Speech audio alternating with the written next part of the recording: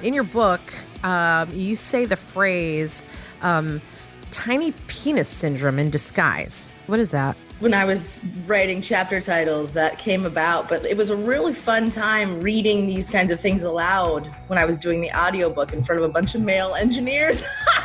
Like, going for it. I'm just like, yeah, which one is it? Which one is it? Is it you? Maybe it's you. Who's got the tiny penis?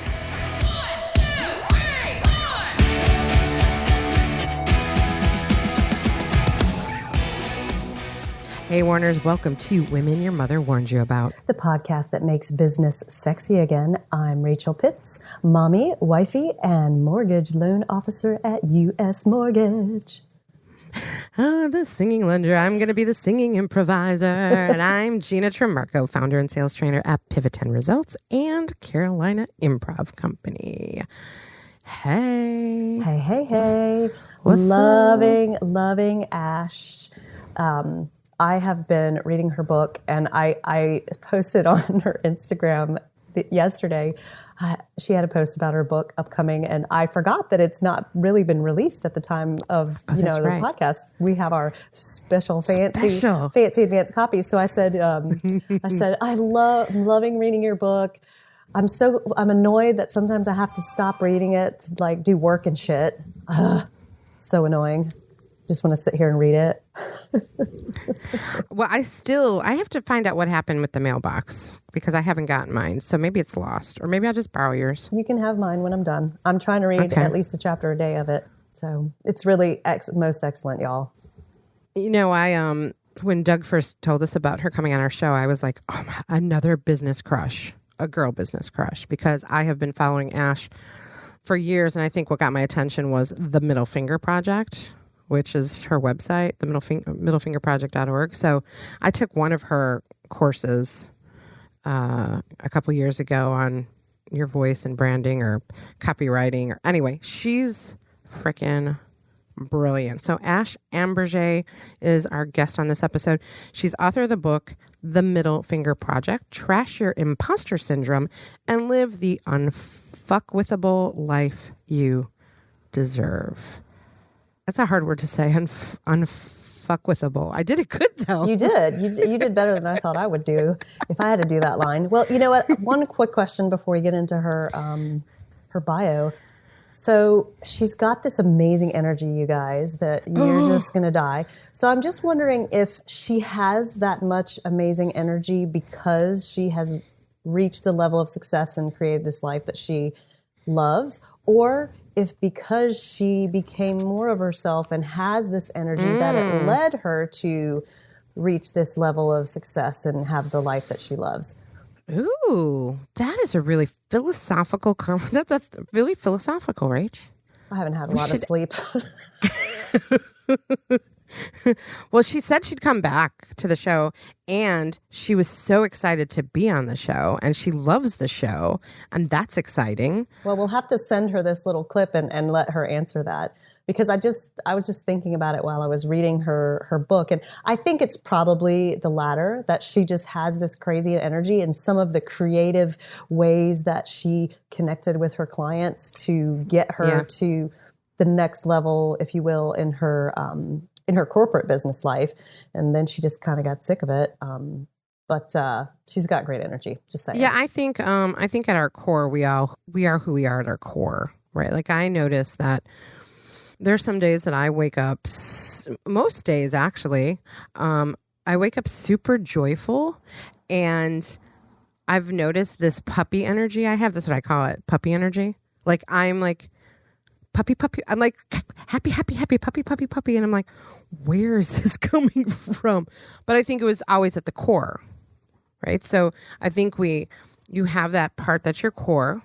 Then you go through shit in your life, in and out. And some days you're at your core and some days you're not. But it's like deep down inside, I think. So I'm guessing she probably just heightened what she already was, because she's got an interesting background.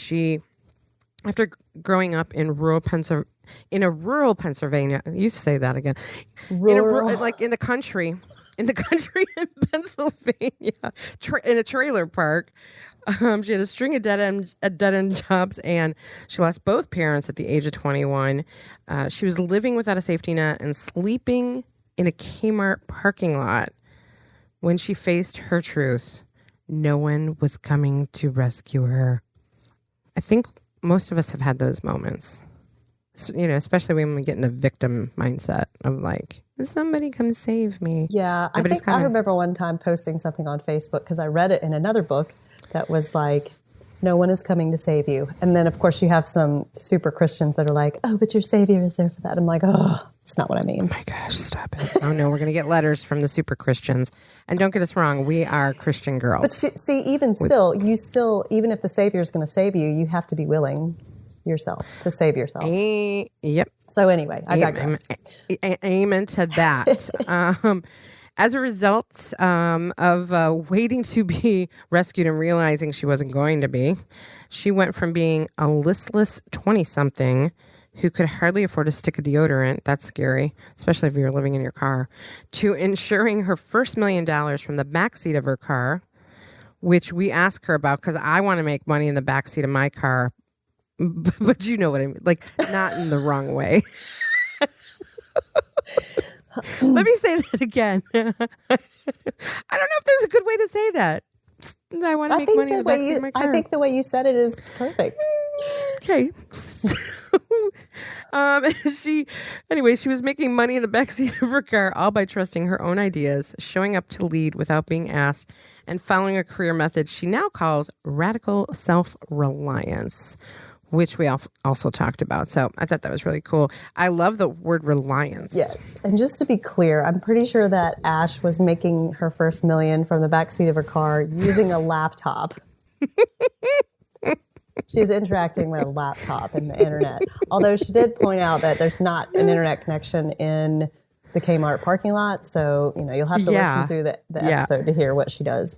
Yeah, that's scary. And we have to give a fair warning. Her energy is over the top. Like we thought we had energy, but her energy is like, poo. I know. I felt like I was super mellow, but I know Doug was like, raise your energy. He was sending us messages, raise your energy. But she's really energetic. So everybody sit back for this ride with this episode featuring Ash Ambirge.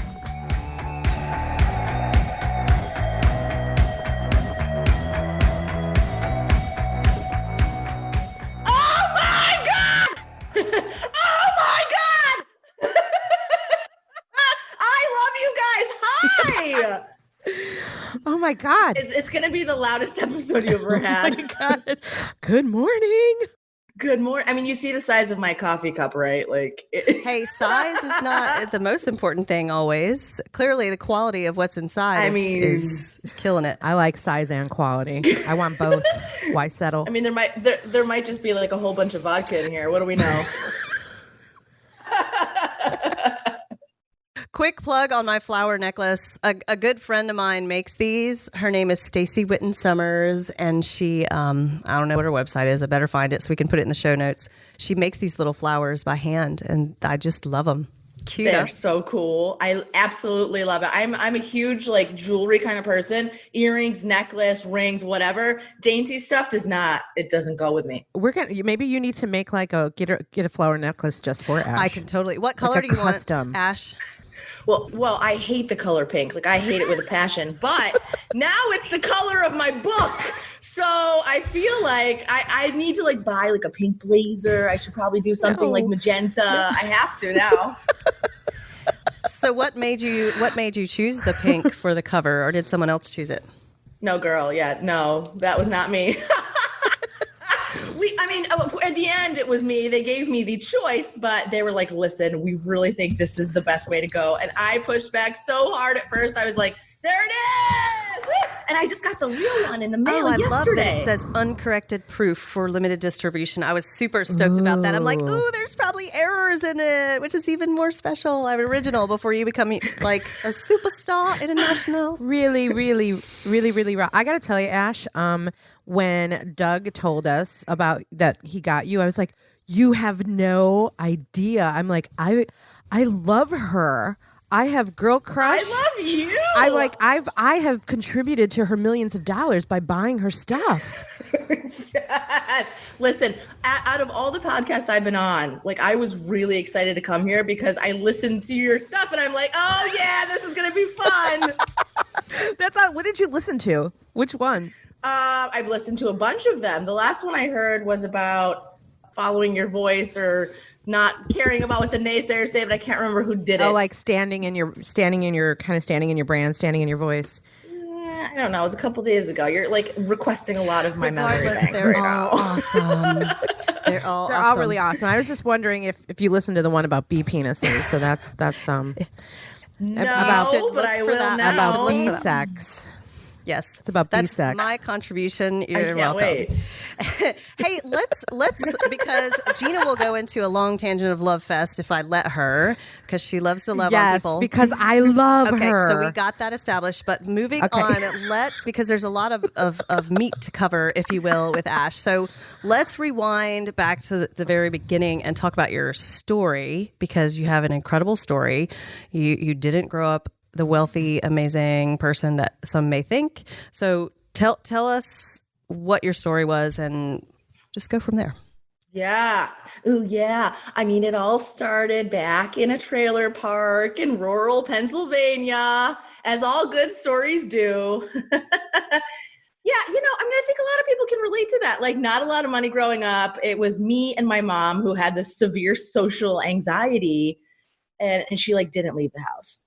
And so I always was trying to figure out as a young person, really what it looked like to do work that you were proud of, because I never saw that. I mean, my mom never modeled that for me at all. We were absolutely like on food stamps and government assistance. And she had like a mortgage that she held that she was gifted, basically. But other than that, it was slim. So I grew up wanting to know about the world. And she actually passed away before I was 21. So there I am in this trailer park. Here's me going, well, what the fuck am I supposed to do now? I took off for the city of Philadelphia. Woo! Because I was like, yeah, all right. That seems like the kind of place where people probably eat lemon pepper chicken and things like poppy seed bagels, which for me was like the ultimate. And I went there to really just discover, what does it mean to live a good life and do this work that you're proud of? I studied people like a creep. I was there every day in Philadelphia, just kind of like an anthropologist looking around to see what it was to be normal. And it essentially started the Middle Class Project far before I started the name of my company now, which is the Middle Finger Project. And really, like, I remember discovering all of these things, like, Coach is not somebody's gym teacher, and people actually pay money for the color nude on their fingernails. It was blowing my mind, all these things. Yes, and farmers markets. Oh my God. They're big. It's how I learned, and I mimicked, and I tried to figure it out. And along the way, I discovered a lot of stuff that I was very surprised to discover, including the fact that normal was the most disappointing thing that had ever happened to me. Wow. Yeah, I could go on. I mean, we could just keep going, but that's really how it started. So how did you transition? We'll talk a little more about your entrepreneurial story. How did you transition? Because you came up with an idea while sleeping in the back of your car that makes $1 million. What was that about? And share with us how to do that. I tell you what, thank God for ideas. That sounds like camping. That sounds like camping. Gina, I don't do camping. So you can just move on to the business part. Okay, sorry. I don't do camping either. I don't understand bugs. Amen. I can't. Okay, sorry. Go ahead. I found one in my coffee maker this morning. I was What pissed. is that? I had one in my coffee maker. Anyways, we digress. I'm like, how did you even get Anyway, in there? Yeah, I know. We're all squirrel chasers. So Doug might have to jump in and we got it. We got it. So entrepreneurship. Like. So back to the back seat of your car. Yes. So I started the Middle Class Project. I was very successful at that. I ended up making my first $32,000 a year, everybody. And then I went to $50,000. And like, I could go to Target and buy anything I wanted in the store. It was crazy. And it was still just radically disappointing. So at the time, I had read a book by NPR correspondent Eric Weiner called The Geography of Bliss. And in the book, he really was on this mission to go and search for what makes different cultures happy and different people in different contexts. And I started thinking more and more about that. And I realized, geez, if human beings have developed hundreds of ways to communicate with one another, he's probably right. We've developed hundreds of ways to be happy in this fucked up world.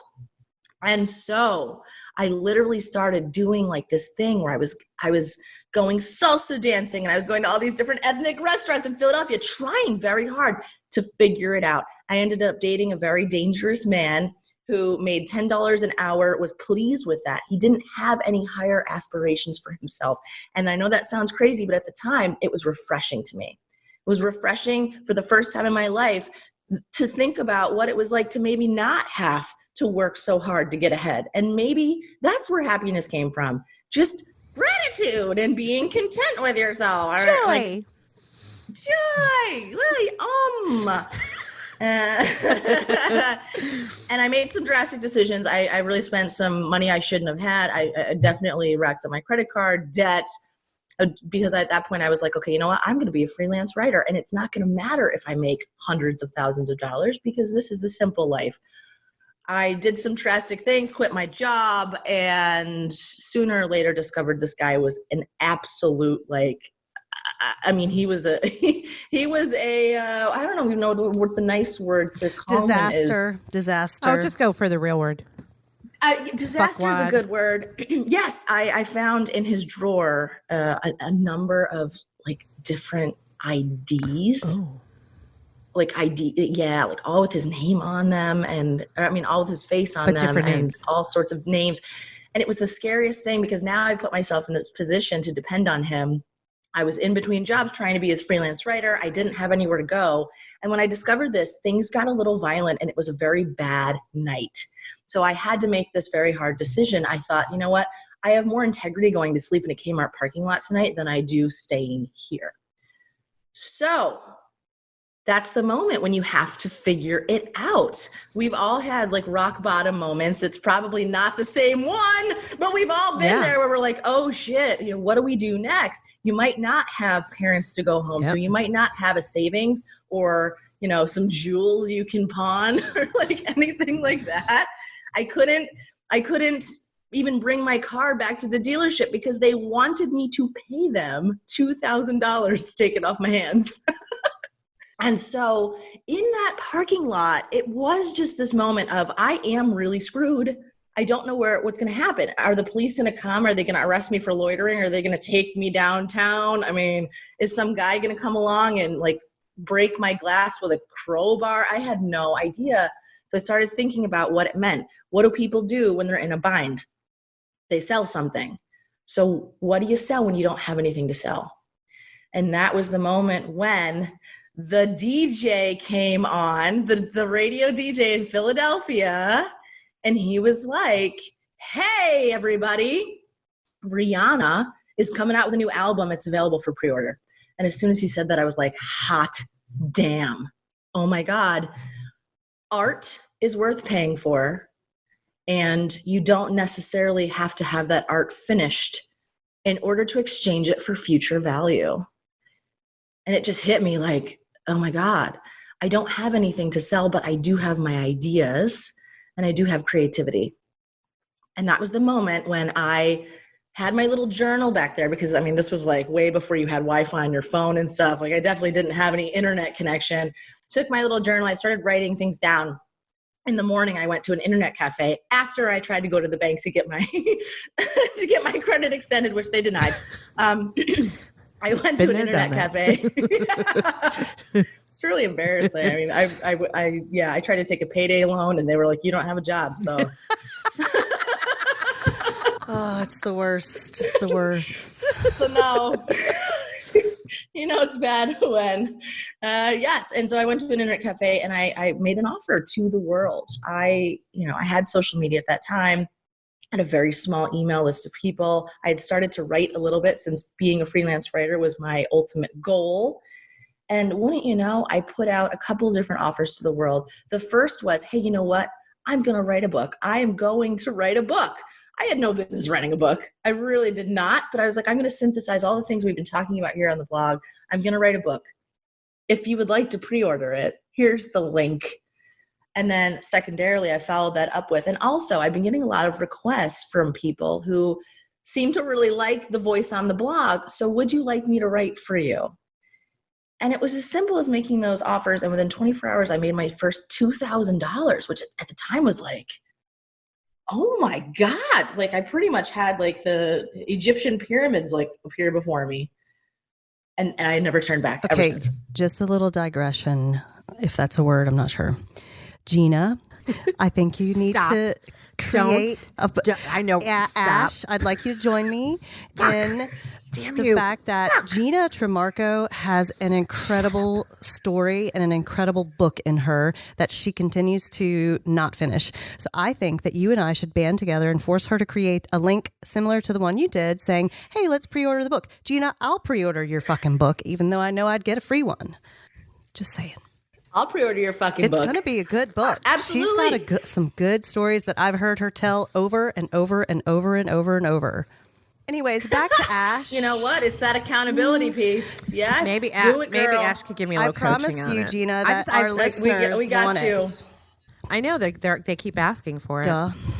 I don't know what Well, it I is. want it now, and I'm like, what? Tell me. There's I need to so know all the many things. books in me. I just don't know which one to write first. There's mobsters and Yeah, that is a craziness bitch, isn't it? and con artists involved, and it's amazing. So back to Ash. I saw that mobsters were involved in your bio, Gina. So I feel like this is a theme. It's true. Did you see The Irishman? Because that's what I'm picturing right now. And I started it. I haven't finished it yet, but I'm it's on my like next thing to watch. Yeah, it's very. I mean, I kind of grew up that way. I mean, with the mobster dad. Love it. Love it. Okay, So all right. the book, so Ash's okay, book, challenge Ash's book. thrown. Thanks. Yeah, let's talk about Ash's Yes, book. you're welcome. No pressure. So who exactly is your book for, Ash? Like who is the person? Obviously, when I read the first chapter, I was like, oh, fuck yeah, she's a woman your mother warned you about. This book is for me. I should quit everything and do but I love the name of this podcast, by the way. It is so good. Yeah, the book is for women who really just need to believe in themselves a little bit more, who want to trust themselves, who really want to do something different, but they don't know what. That seems to be the common theme with all of my readers. It's like, I really fucking hate my job. I know I deserve more than this. I want to do something better. I just don't know what yet. And that's what we talk about a lot. And then it becomes, once you figure it out, how do you take that idea, that talent, that skill, and how do you make a shit ton of money with it? Because then you can do whatever you want to do. I don't care if it's being a great mom. I don't care if it's traveling the world. Whatever you want to do. I'm really good at making money these days. I figured a couple things out along the way. I like it. Hey Warners, this is Gina Trimarco, and if you know Rachel and I, you know how much we love our beauty strategies, especially Dermavogue, where we both go to keep our faces looking younger and healthier. Every time someone says to me, something looks different about your face, I can't help but to tell them that the Dermavogue team, led by Dr. James Turk, has been offering the Greater Myrtle Beach area the best in cosmetic and aesthetic dermatology since 2003. Dermavogue combines expert medical knowledge with cutting-edge technology, bringing their patients the most effective, flawless solutions to any skincare or cosmetic need. Some of the services to consider include Botox, skin peels, facials, BioT, and much more. I personally love and highly recommend their Botox and lip injections for making my face look younger and healthier, and for BioT for improving my energy, sleep, and weight control. At Dermavogue, they gauge you in the process of total body health to ensure your satisfaction with their comprehensive selection of the most up-to-date, non-invasive cosmetic dermatology and spa treatments. If you want to look and feel your best, Dermavogue can help you get there. Schedule your consultation today by calling 843-357-2444 or visit dermavogue.com and tell them that the women your mother warned you about sent you. So there's a phrase you use in your book, radical self-reliance. Talk to us about that. Yeah. Yeah. Coming from this small podunk town, I still go back and visit at least once a year, almost just to humble myself and remember where I came from. And I really appreciate doing that because some of the perspectives I hear from people every day who are not in this internet world, who aren't in this thing where it's just so obvious to start a business or just obvious to start your own podcast. And a lot of the conversations that I have with people are around how difficult it is to get a job. No one's hiring and there aren't any opportunities and slim pickings and they got to drive an hour one way just to get to the nearest metro area, which is like Binghamton, New York, or Scranton. So I have a lot of conversations that are like that. And a lot of the focus of my work is helping people understand that the internet is not just for communicating anymore. You can use it to create. You can create your own job, mama. I don't care where you are. I've lived in Costa Rica in the jungles for the last 7 years growing my business. So I think that I'm pretty good proof coming from that trailer park in the middle of nowhere and still making it happen and living all over the place in these weird places. So for me, that's what radical self-reliance is. I don't want to ever have to depend on someone else's opinion of me for my livelihood and whether or not they give me the job or whether or not I get to keep my job. Well, let's dial back a little bit into your entrepreneur journey. You started by pre-selling the book. You got that idea in the backseat, and you get the book going. What happened next? Because I'm like so curious of what that journey looked like. It was bananas. It was almost like the minute I gave myself permission to sell my own talents, it just like it took off. That was in November of 2009. And by the following year, I hit my first $103,000. So it really was like a year span. And I never expected it to, but what I discovered was people don't necessarily know what you can do for them unless you tell them. And so much of making money is just standing up and being like, hey, here's what I can help you do. I'm really good at this one thing. Do you want my help?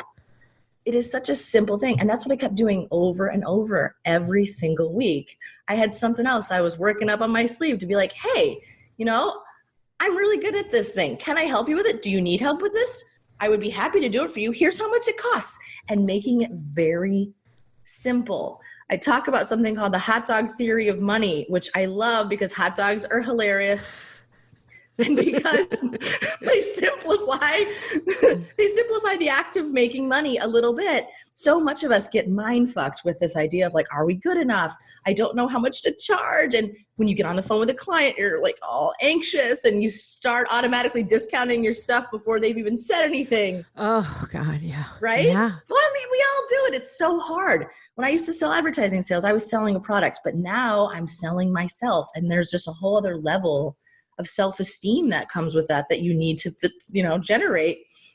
So with the hot dog theory of money, I'm always like, okay, listen, if you were selling hot dogs on the Jersey Shore straight up and a customer came to you and they're like, hey, I want to buy a hot dog. How much is it? You're just going to be like, yeah, it's $1.75. Here you go. It's going to be a simple interaction. And you're not going to negotiate the price. You're not going to hem and haw. You're not going to try to be like, well, but for you, guy. Because you're struggling. I can see that you're struggling and I don't want to break your bank. Well, that really actually reminds me, you want to talk stories that Rachel likes to hear, that reminds me of the toaster story. Bring it. With my dad. Like my dad made us work in flea markets on the weekends. And so we had to learn how to sell things at like age 10. And so this guy comes to buy, my dad sold everything from like toasters to porno movies to members only jackets, like seriously. So a guy wants to buy a toaster, like it's a used toaster. And he's like, how much is it? My dad's like, it's $5. And the guy's like, I'll give you $4. And my dad's like, it's $5. And he's like, he started at $3 and then he went to $4. And my dad kept saying it's $5. And the guy like got mad and he left. And I was like mortified as a child. I'm like, what the? Just sell him the fucking toaster. The guy comes back 15 minutes later. He's like, all right, I'll give you $5. My dad's like, it's $10.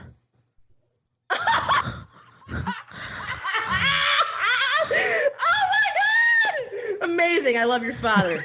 That was my first lesson in selling, was that. That is just genius. And it's always the clients, not to get off topic. It is always the clients who want to haggle that end up being the worst clients you've ever had. The worst. Woo! Yeah. Amen. Woo! Well, yeah. So much of it, it's like pricing is just like this little declarative statement, and it doesn't need to be a conversation. It just is. It's a beautiful little declarative statement. It hopefully encapsulates everything the product is worth, including profit. So many women are not building profit in, but unless you're, considering starting the next Make-A-Wish Foundation, you need to put that as a line item. It's a thing. And so the price of the hot dog is the price of a hot dog for a reason, and so are you. And it's just, that's it. That's what it is. And the better you get, the more expensive you are. Well, yeah. And sometimes people really want that. I mean, they want to feel like they're going to get something great for their money. Well, I'm sure you've been through this. There have been times where, like, I've played with pricing where I was closing more deals with a higher price than a lower price. Oh, yeah. Yes. Perceived value. Yes. Perceived value. I was just on the phone with a woman 2 days ago who is she's a doctor. She's hot shit. She's got like this beautiful website. It is awesome. Her programs are real sexy. And she's like, but my funnel's not converting and I don't know what to do. So we went through it, and then she revealed that she was selling this like gigantic, massive course for $47. And I was like, what? I would be so suspicious of that. I'd be like, no, it's not worth my time. Yeah. What is in there? Nothing. Yeah. Charge more. Yeah. Hey, I want to talk a second about, in your book, you say the phrase, tiny penis syndrome in disguise. It sounds like someone said this to you at some point. Like, did you make that up, or did like a guy say that to you? What is that? No, I mean, I was just, when I was writing chapter titles, that came about, but it was a really fun time reading these kinds of things aloud when I was doing the audiobook in front of a bunch of male engineers. Like, going for it. I'm just like, yeah, which one is it? Which one is it? Is it you? Maybe it's you. Who's got the tiny penis? It's so funny. I just had to look down, like, don't laugh. Just say it. Just say it. Okay. I said all sorts of words in there. Crotch-scapade. But wait. Go back to the tiny penis in disguise. What do you mean by that? Oh, God, everyone's putting on a show every day of their lives. It's so sucky. Every single person out there who's trying to be this serious corporate professional, and especially the people who are usually telling you that your ideas are bad and you shouldn't pursue them. You should be grateful for what you've got. Absolutely the worst advice anyone could ever take. These are the people who are walking around and they're being that way and so sure in their own ideas because they're not sure at all. And they're covering up the fact that they're incredibly insecure. Nobody knows what they're doing. Nobody out there. And it's crazy. When I first got to Philadelphia, I was like, okay, as I talked about, I thought everybody knew what they were doing. I was going to copy them. No, I love this story. You don't want to copy someone who doesn't know what they're doing. Totally. I love this story that you have, Ash, in your book about you drag the tarp in with the shingles, and you paint the back of the shingles and start sending them out. But what I really love about that story is the girl, I forget what her name was, Tiffany, that kept walking by like, oh, yeah, what is this, art class? Like she was curious about your creative idea. And you guys will have to read the book, The Middle Finger Project, when it comes out officially to hear the whole story. But it was just, the point is, I'm assuming that you were doing something creative to stand out from the crowd. And when you do that, people are like, what are you doing? They want to tear you down. And I'm experiencing that lately because of some marketing that I'm doing. But it's like, oh, it's good, isn't it? You like it. You're curious. Yes. Yeah. That situation broke my heart because she was my friend. And I think so often when you're trying to do something creative and different, just the mere act of doing that is indirectly saying to someone else who's sitting in front of you that I think what you're doing is not good enough because I'm doing it differently. So I think oftentimes that's how it gets perceived. And that's why people have this underlying resentment about it, because A, you're telling them that you don't really think that they're doing a good enough job. And B, there's so much of like just them taking that to mean like, now I have to step it up. And that means more work for me now. You're making more work for me because you're making me look bad. And maybe that's a good lesson for people. People don't like that. And they don't like it because, well, you know, and really, honestly, it doesn't, if you see somebody doing something creative, it doesn't mean that you have to be doing that, because it might not be your version of creative. You know, it might not work for you. And that's why we got to stay in our own lane and use our own creativity. Well, and we also go into this place of this comparison process of comparing ourselves to others when we really don't need to do that. And then you see so many people falling into imposter syndrome. And I know that your book has a lot to do with that. How do you overcome that? What advice could you give on overcoming imposter syndrome? You know what? This was something that I thought a lot about, obviously. Actually, I didn't even know my book was really at its core so much about imposter syndrome until I wrote it, because that ended up being the main theme of everything that I do, all the work that I do, all of the stuff that I do. It's about giving women courage to say, God fucking damn it, I got this. So with imposter syndrome, one of the things that I've noticed over the years is so much of that, like 50% of it comes when you are faking the enjoyment. And I mean that because it's like, so many of us are doing the things in life that we think make sense. Like, all right, I'm gonna start freelancing in accounting because that's what I know and that makes sense, for example. But I think just because something makes sense doesn't mean it still won't make you miserable. So what happens is, right? Like, ooh, that is good. People do that, what makes sense. And then because they're not actually doing something they really like, they start to have to fake it every day. They have to fake to their clients they actually like what they're doing. They have to fake to their boss. They have to fake it every day, the enjoyment part of that. And I think that's where a lot of imposter syndrome comes from, not because you don't belong there, but because if you're faking it every day, of course you're going to feel like a fraud. Like, that's just what that feels like, man. Yeah. Were you ever there? Did you ever have that feeling? Yeah, I mean, yeah, towards the end of my corporate career, I wanted to get hit by a tractor trailer one day because I thought that would get me out of going to the office. Isn't that sick? And also a good indicator is if you can't wait to get home and drown your sorrows in 3 or 4 glasses of wine, that's a pretty good indicator that you don't like what you're doing. Just saying from experience. Yeah. Yeah, totally. I talk about the girl who like is buying like the extra large bottle of Yellowtail. Drinking from the Not bottle. that I don't approve of that, but been there. You know, carrying these little like vodka bottles around before doing sales calls back in the day with advertising. I was a great employee. One more question before we get into our signature closing questions is, you talk about quitting, and quitting is some serious counter programming to what we're used to hearing, which is never give up, and so why do you feel like quitting can be helpful in certain situations? Never give up. Oh, yes. Quitters are never winners, or whatever that phrase is. It's terrifying.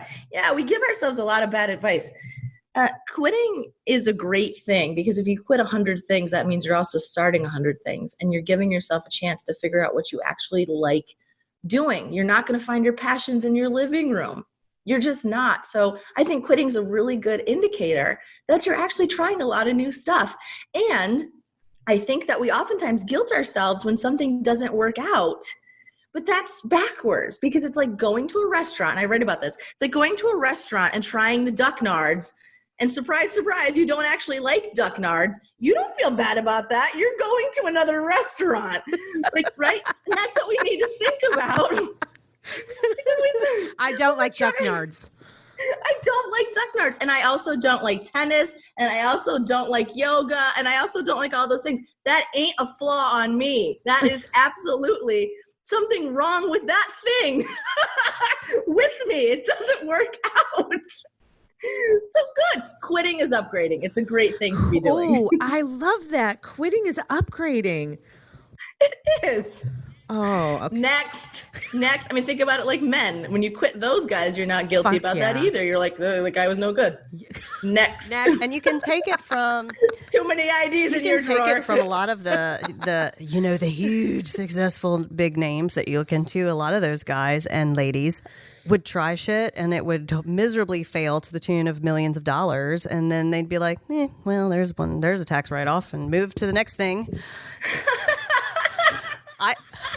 That great? I Quit that shit. spent a shit ton of money in 2019 on a project that is no longer on my radar, and I was like adding it up over the weekend doing my taxes, and I'm like, that's a pretty decent tax write-off for something I quit. So there's an upside. That's true, and I never thought about it that way. You're right. The tax write-off piece is great. Well, and it's the education process too. Definitely. Yeah. I just discovered the other day, I didn't really know that if you have a client who gives you bad debt and they don't pay your invoice, you can write that off. I didn't know that. Tax tips from Ash. Yes, you can. You can write off bad debt when people don't. We got pay it all, I folks. love it. Hey, we didn't ask you at the top, and I want to ask you this now as we get ready to wrap up.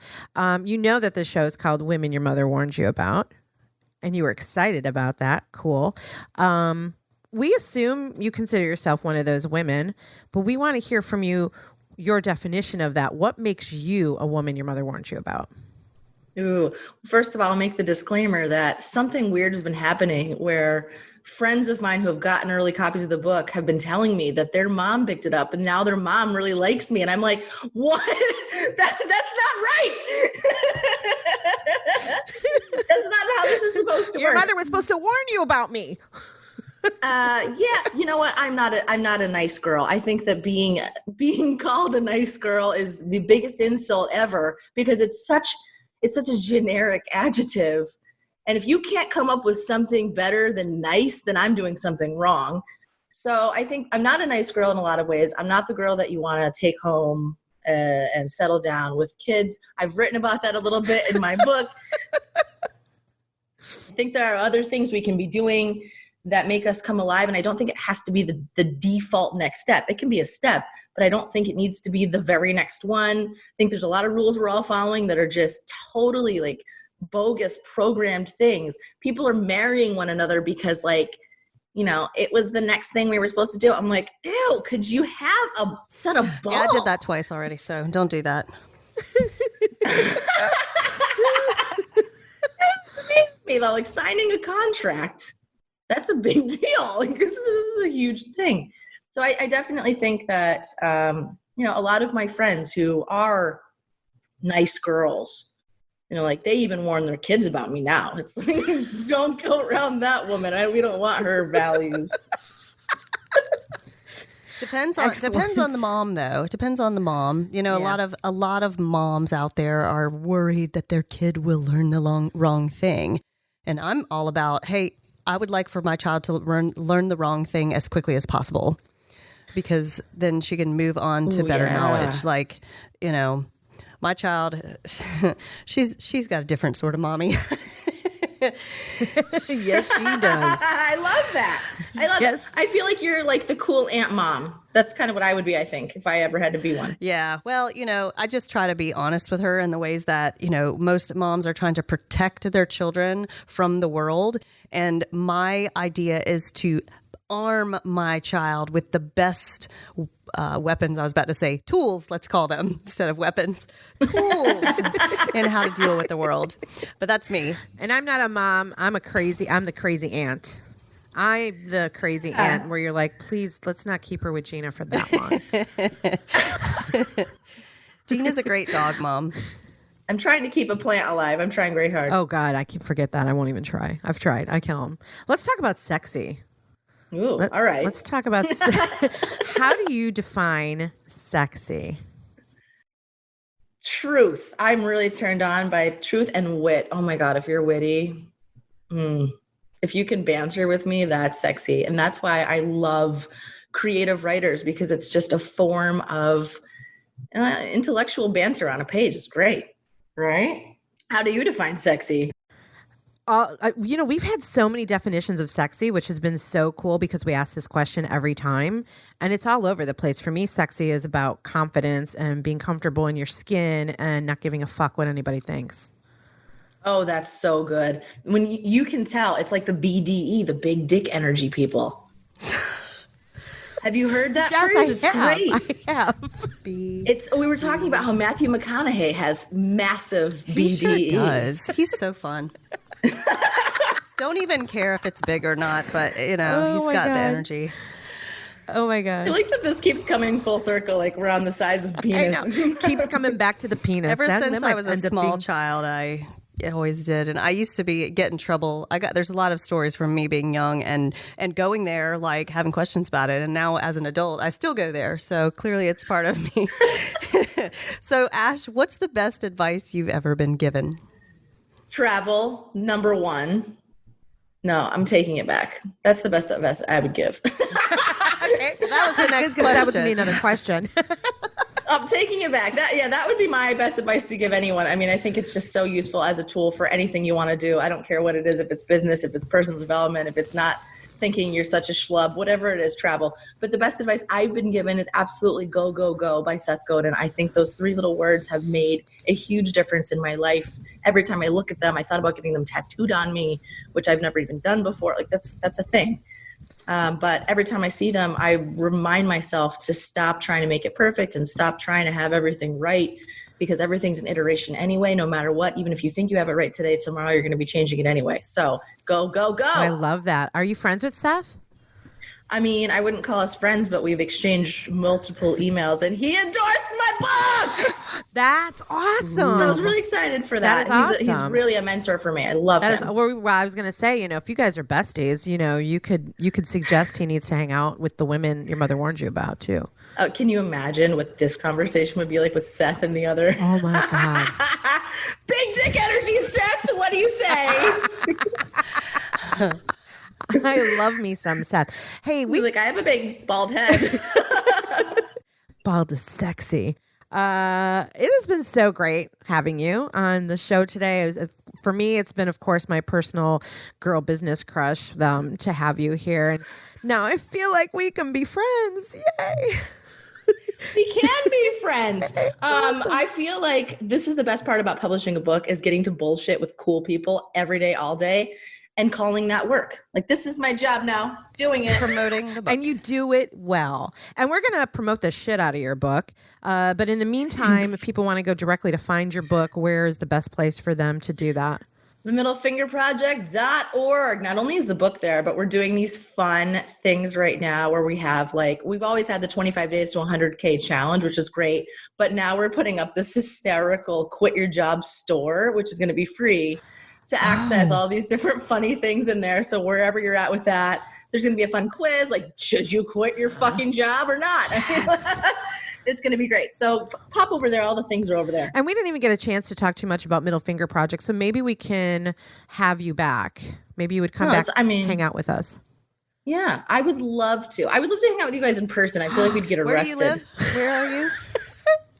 Philly, that's right. Philly. I can come to Philly. I've got a bestie that lives there. We can come to Philly. Spirit flies there. Where are you guys both? Myrtle Beach, South Carolina. My bestie lives in Philly. Wow. No shit. Well, holler at me. I just bought a place here, so I'm kind of here. It's fun. Can we stay there? I mean, there needs, you can stay here. There needs to be some stuff. We're doing some interior design stuff. The guys are coming to paint the ceiling. I pulled out old track lighting. Your statue needs a flower necklace. Oh my God. She totally does. I'll get you one. She totally does. Her name is Her name is Judy. I don't know. They named her Judy, but I feel like we could do better. Judy needs a better name. Yeah, we could have a contest for you. Name the statue. I love you guys. Thank you so much. You. Let me know what I can do. I'm going to share all of this. This is getting shared all over the internet. Share this all over the interwebs. And so thanks again to Ash for being on our show today, and to all of our warners for listening to this episode of Women Your Mother Warned You About. To learn more about us, visit our website at womenyourmotherwarnsyouabout.com. You can also connect with me, Gina Tremarco, directly at ginatremarco.com to learn more about Pivot 10 Results, Carolina Improv, or to book me as a speaker or trainer. And to connect with me, Rachel Pitts, you can find me all over social media as The Singing Lender, and find me at thesinginglender.com. You can find all of our social media links, including links to Keith Walters, our fabulous male counterpart, on our website, as well as some cool free downloads. So check them all out at womenyourmotherwarnsyouabout.com. Awesome. Couple other things to know, Warners. If you have not already given us a rating and review, you can go to iTunes to do that, or any other place that you listen to podcasts, just in case we didn't mention it. And hey, more importantly, if you love our show, show the love and share it with a friend, colleague, client, anybody, someone you meet on the bus or on a train or in the street when you're on vacation, in Paris, in London. Goofy. Just one way to give value with a free resource to others and strengthen those business relationships without expecting anything in return. And don't forget Dermavogue, keeping us prettier than we already are. Check them out at dermavogue.com. And Warners, keep on keeping it sexy, just like Rachel and I, and Keith too. And remember, for the best relationships, keep it real, raw, and relevant. And a little irreverence doesn't hurt either. Bye, Warners. Bye, Rachel. Bye, Gina. This really will get serious soon. Yeah. It doesn't have to. I don't think anybody wants it to be serious.